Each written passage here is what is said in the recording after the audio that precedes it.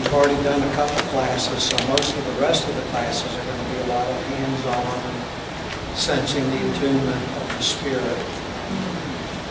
I did send out, if your name's not on the email list, please put it on there because I send out lessons each week, and this I sent out for this week. This chart is a chart that was put together over 200 years of spiritual healing, and it connects different types of repetitive thought within specific areas of the body that it affects. It's pretty comprehensive. I didn't get a chance to go make any spare copies. I did one out there. So when we get to using them in the class, does everybody that's been coming to class have one? We'll just share around and I pair you up. Only each pair needs to have one. So once we pair up, every pair should have one to work off of. But the purpose of this chart is that you can, when you're doing private healings, one-on-one healings with people, it's more of the counseling part of it, where you speak to people. They come to you and they have an issue that they want me to work with. It's part of the building of the imagery in your mind for the spirit forces to work with. You are the intermediary between the unseen and the seen in this process. So you have to be able to build an image emotionally, energetically, and physically of the illness. That's why I said last time, they found these online for like 99 cents. They're anatomical charts, and you don't need to memorize it or become a doctor, but it's nice to glance through it. If you know somebody's coming to you for a healing appointment, they say, well, I'm having a lot of problems with my knees. You can flip right around here, get a visual image of the knee, and just see. You don't have to memorize again what the parts are, but you can have a mental image in your mind of what the knee looks like. And while you're talking to them, you recreate that image in your mind so that the spirit forces can get a detailed image. This is what they call directed healing. It helps when you're working one-on-one, and it helps for distance healing, like we've been practicing a little bit. Distance healing helps because you're focusing in on the ailment. You're not trying to create a curative effect. You're not thinking about the bettering. You're just focusing. It's like a rifle with a sight. You're focusing in on the area. But when the spirit forces are transmitted, they know they can concentrate on that area. But they also concentrate on the spiritual laws of that area, which is more what this chart deals with. Let's see if you were.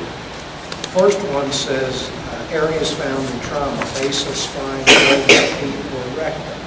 If somebody's having issues with that area, then I tell them to go back to the first time they felt that, knew of that difficulty. Sometimes it's years, sometimes it's 10 years they've been dealing with this. So you ask them to go back in their mind to when they first became aware of it. And then 2 weeks to 2 months before that, you start saying, did you have any problems with family, group, or tribal relationship? And you try to get them to track back. Now, we all have challenges of some minor degree to all of these things, but this is something that would have been encompassing to the whole thought process. Like if they had trouble with family, it would be somebody with an illness, somebody that died, a divorce, something like that. That was a big event in their life. And if it was years gone by, then all they've done is put it in the back of their mind and just gotten by it. They haven't dealt with it. And like I said last week, the philosophy that I embrace, not the only healing philosophy in existence or the correct healing philosophy, it's neither of the above. The healing philosophy that works for me is that I know that there's a spiritual matrix that's developed in the mother's womb prior to conception. The spirit forces know that there's going to be a conception before it happens. It's all a planned event from spirit. Now, I know we're going to get into what about rape, what about incest? Well, those are social, physical concerns. The spirit forces work the same regardless of the physical forces that bring it about. So they know that there's going to be a pregnancy in there. They build the spiritual matrix in the mother's womb. And the spiritual matrix has points, like geometric points on it. that support the different major areas of the body. The biological flesh goes over that spiritual matrix, and as you become an adult and experience these illnesses, as you become more mature, these areas, these things apply, mostly to thinking, reasoning people. Children, there's different thoughts of when this age of reason is reached. Most religious organizations say 7, 10, or 11. Those are the standard ages of when they feel you become responsible for your actions and your decisions. So that's a good rule of thumb to use to begin applying this chart, from 7 and up. So let's say somebody has a difficulty with their family. What happens isn't that that thought begins to deteriorate the biological flesh because of the thought. What happens is that thought, repetitively thought, weakens the spiritual matrix that supports that part of the body. Then they step off the step that they've stepped off 1,000 times, and they twist their knee because of the weakening of the spiritual matrix, not because that thought is destroying the physical, biological flesh. So there's a lot of people believe that thoughts are things, but they misunderstand how that thought transmits into illness. They say, oh, you've got your back sore, so you're carrying a lot of weight from emotional difficulty. Well, that's not necessarily the case. It's a specific type of thought that causes damage to that area, or weakening that area, and then a physical action causes the illness. This process, to a greater or lesser degree, plays out in all illnesses of some sort. There are, for lack of a better term, something called karmic illnesses that people talk about. And I've been asked, aren't you interfering with karma when you do that, or this or that, or don't you, how can you overcome karma? You're working with divine. When you work with this process, you're working with divine energies, and they are perfectly in tune with whatever conditions are present from a higher-minded source, like karma, like life lessons. They work within that perspective. And that's why they say most of the time when you do a healing on somebody, if it's not an immediate result, it is what they call, what usually is manifested as a change in condition, is a positive attitude about what they're having difficulty with. They begin to accept it, they begin to feel not so overwhelmed by it, and that's a shift from the spiritual level of that person's divine forces beginning to come to terms with it. So there is that inner working. You as a healer are facilitating the biological or physical part of the process. That's something the spirit has to have an intermediary to effect. It has to work through your biological instrumentality, your body, your mind, your intentions, to affect and become manifest in the physical. So you, when you do this interview process, are building that physical part of the process to make it work better. It's not a necessary, it's not a required thing. It's still going to work without it. So you tell the person when you work with them that even if you don't manage to accomplish what I'm asking you to, the healing will still work. But it's another tool that you use. And this is where I do an interview process for about 20 minutes during the healing portion, the private healings that I do. I talk to them, I ask them questions. Like I said, if they're having troubles with the base of the spine, the legs, the feet, or the rectum, and something like that, you just ask them about this. And if they have a family issue, what I usually say to them is, I'm not asking you to go back and identify every person's role in that issue. I want you to look at this event as you look at a movie you just seen. You have a feeling about the movie that you just saw. You have a feeling about this as an entire event. Don't go back and try to justify everybody's role or forgive everybody that this happened with. Look at it as an entire event and just relax your tension about it. Feel a little softer about the whole event without forgiving this person or judging that person. And that changes the vibrational rate that event affects them. And it's manageable to them. They can change the feeling about the whole event without re-entering individual roles. Because that takes a lot more work and sometimes can never be done. So you have to deal with it as a story, as an event, not as individual actions. So that's the two key things. It's part of the matrix that's being damaged, not the biological flesh. Normal actions they perform every day affects the weakened areas that the matrix is affecting. And the other thing is, you're not getting into counseling with them. You're not trying to teach them how to deal with their family better. You're trying them how to deal with their experience in their own mind better. So don't cross that line and get into family counseling with them, because you're going to spend your whole time talking about that. So you're there to do healing and work with that. And that's how this chart should be used. Now, on the chart also, it's got centers 1 through 7, which basically are the chakra centers. It's got balancing colors, which is the colors that are associated with, traditionally, with those centers. Those are the traditional representations. Red for the sacral, yellow for the next one up, and it moves up in a natural progression. The reason those colors are there is the rest of this process, again, you as the physical instrument have to have a system that you employ your energy through.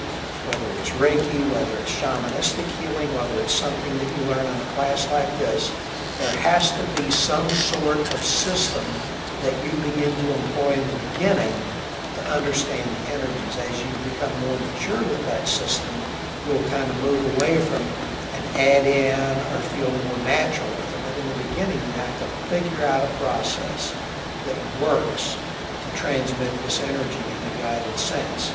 That's what this is, something that you can adapt, something you can become fluid with at a future time. I don't want you to become ritualistic with it, but use it to focus your energies in the beginning until you begin to feel natural with it, and then you can vary it a little bit according to you as an individual, and that's what you have to do. So what you do, the reason the colors are there and the center is there is what I visualize in a directed healing method like this is I will put my hand over that area and I will visualize an energy center there of that color. And it will be like, I visualize it similar, I don't know if you remember the old Dixie cones for drinking. It's like a little triangle bottom cup with a big mouth on it. I visualize the point on the person and the mouth away from the person. And you can actually diagnose the area with your vision by looking at that color and seeing how strong that color is and how strong the shape is. And if that area is in trauma, what you do is you begin to visualize the solidity of that shape, the full size of that shape, and an iridescent color to the area. Because when you first look at it, if that's the area of trauma, you'll generally see it as a little bit of an off color. The shape won't be quite defined. So you, with your mind, are directing the spirit force into that area with that color. Color changes the vibration rate of your mind. It doesn't really do anything if you take a yellow light and shine it on the area. But when you think like that, think that geometric shape and think that color, you are allowing a specifically guided harmonic force of that vibration rate to that area to increase the strength of that area. And that's how the spirit works through you, is with that intention. So I put my hand over that area, and I just sit not close. I keep 6 inches to 8 inches. I don't physically touch those areas. Visualize that. And then I move up the body in a gradual sense. So if the first area is fine, you move up to the area they describe as a trauma. You spend some time there visualizing the strength of the shape, brightness of the color, and just try to get that area stable. And again, this is a system that your physical mind is imaging to allow the spirit forces to work on their level in that area. So it's just you doing your part, you using your three-dimensional mind to create a thought process that allows the focused healing in that area. And that's the science behind what we do. Too many people get too hung up on the ritual, the exact location, the exact this, the exact that. It's an energetic process that you build through your own mind, through your own intentions. So be happy with it, be gentle with it, enjoy what you do. This is a guideline, not an inflexible ritual that you're practicing. think on each one of the colors, you have a C, C, and then another color. What does that mean? One thing at a time. Oh, you get it. One thing at a time. This is a lot of information, and it's going to take a couple of classes. But I'm making a video of it, so if your name's on the email, I put it on YouTube, and you can review what I've been speaking about. So it's a lot that's being thrown at you, but again, the intention is what's important. The attunement and the intention. And the reason for the image building in your mind is because that's your part. Your part to build that physical bridge through your thoughts to that area of healing.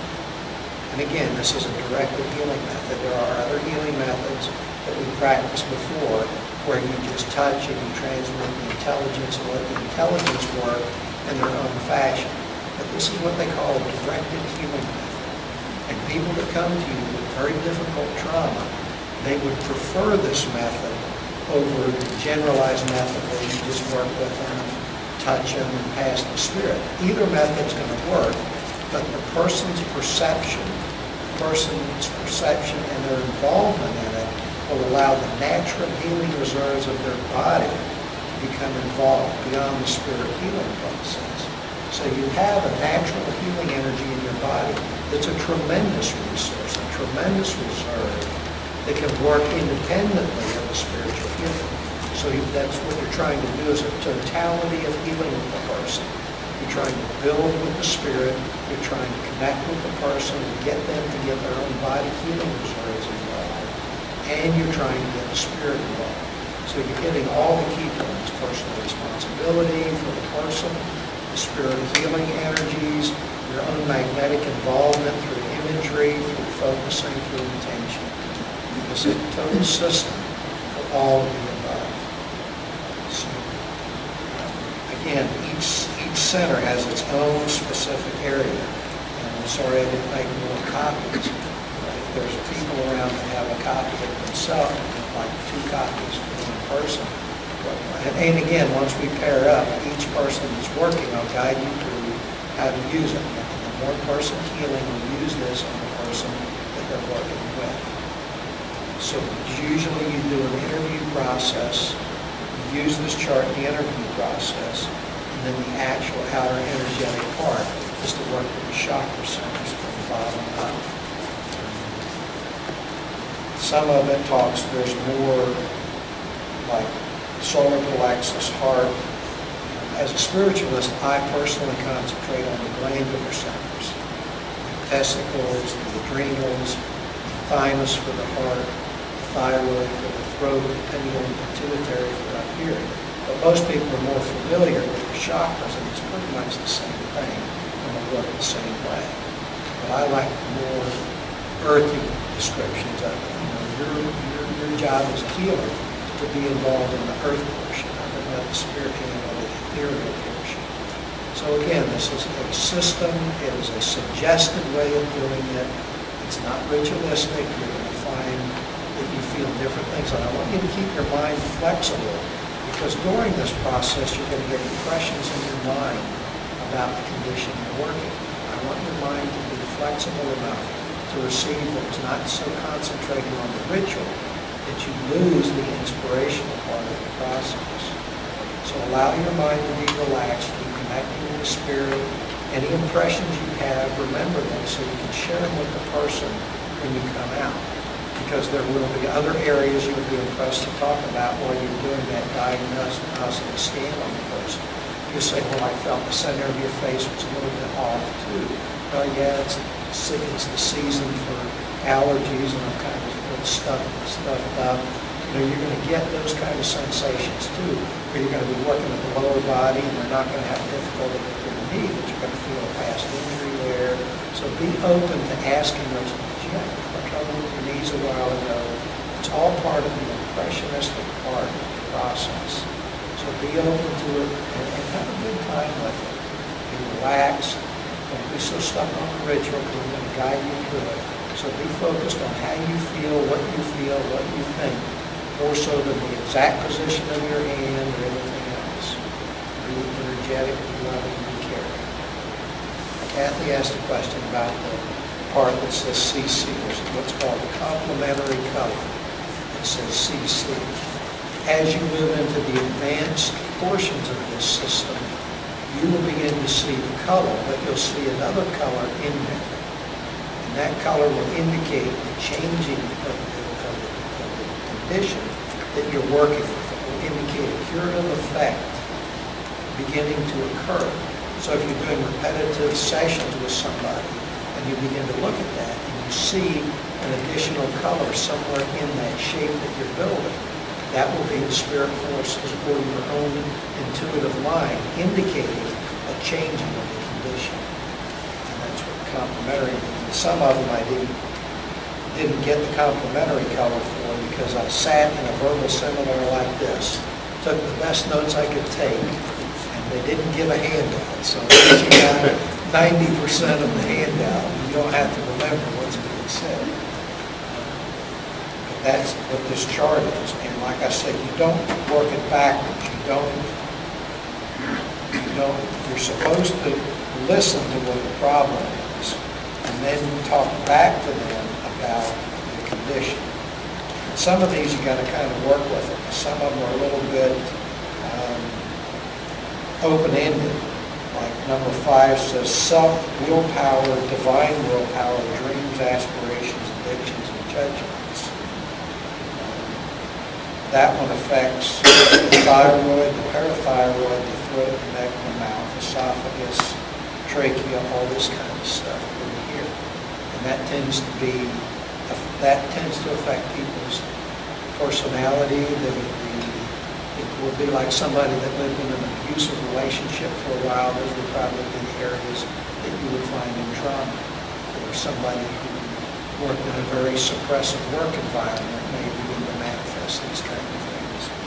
So you have to kind of work a little bit with these before you become familiar with how to use them. And again, these are guidelines. Whatever self-willpower means to you is what you will interpret back to the person. There's not a hard written explanation for it. These are the general energies that work in these areas. So you have the base color, which is the constant color. You have the complementary color. And if I don't have one written there, you can begin to write your own in there of what you see. Or if the complementary color you see is different, scratch that one out and write the other one in. It's a process that's flexible. It's a process that is something to be adjusted to you as an individual. Any questions about that? Jackie's asked me to work on her wrists. When I look at the chart here, I would go with the 7th area, which is skeletal, muscular, the skeletal and muscular system. That's the crown chakra. Now, I'm not going to get too much into diagnosing her because we're going on the video, but that's the area that I would put it in. So without going through the interview process, which is sort of private at times, I'm going to just use the 7th center, which is the crown, in a balancing color of white. So once we have gone through the interview process and have decided that, the way the methodology works is first I stand behind them and I go through my regular attunements.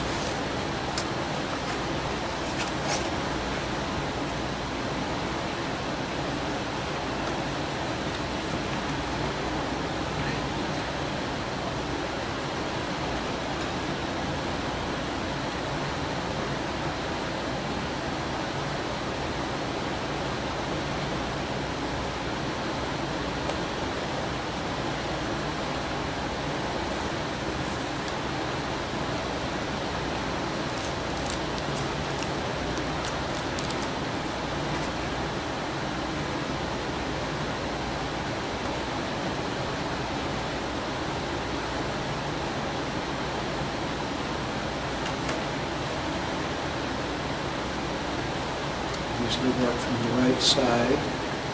Put one hand back here at the base of the neck because that's comforting to people to have that done to them. Plus it gives you a center of where you're at. Normally my eyes are closed because I can sense energies and I know I'm not going to touch the body inappropriately during the process. So first I visualize the base chakra, and I see it, and I know that the one we're working with is the crown, but still I go through all the chakra centers, and I still visualize the strength of it. This begins to make you sensitive to the person. Visualize the strength of it. In the red color, same shape, Dixie cup shape. Breathing rhythmically. Tendency is to hold the breath. That's a mistake. Moving up to the next center, which is orange. Seeing that in a dynamic, moving sense. Moving up to the solar plexus, the yellow. The next one up is light green. This is helping you to sensitize to the whole body before you begin the actual healing work. You may feel a sensation of heat or extreme cold, one of the two. Then the thymus or the heart.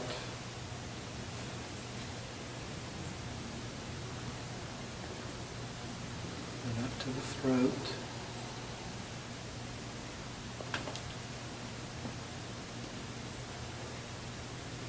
Center of the face. This is a sensitive area, so you don't want to put your hand too close because that will cause people to break their sensitivity. You want to stay a little away from the face, more so than the other areas. And then up to the crown.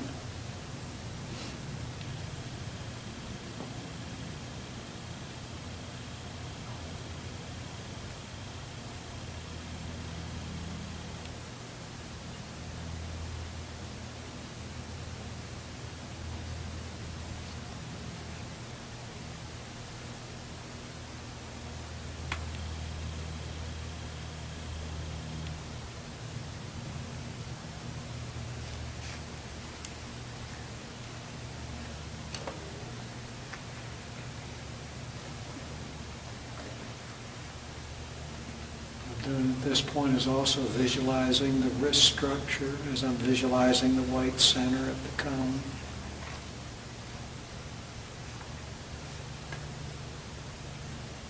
At this point, if the part of the body is not a sensitive area, like the center of the body, as she said, her wrist, or if it was knees or throat, I'd ask permission to touch that part of the body briefly. Do you mind if I touch that area of the body?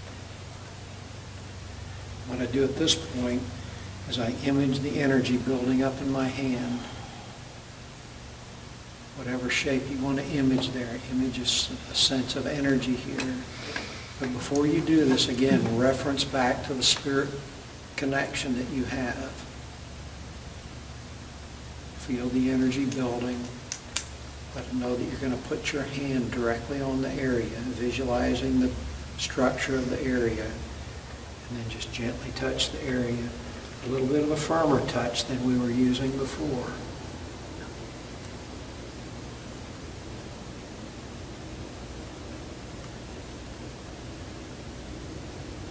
You feel the energy flowing from you to that area specifically.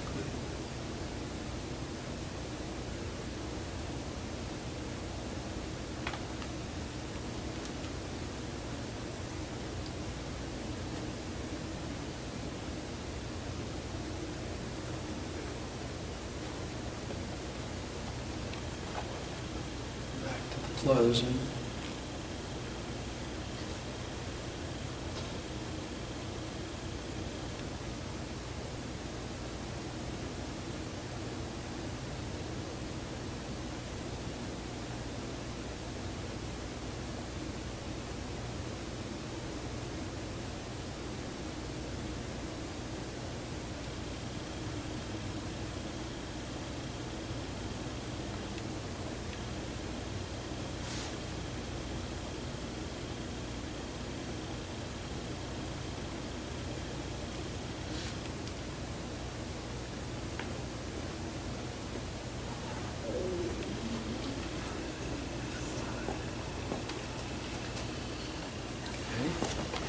Any questions about that?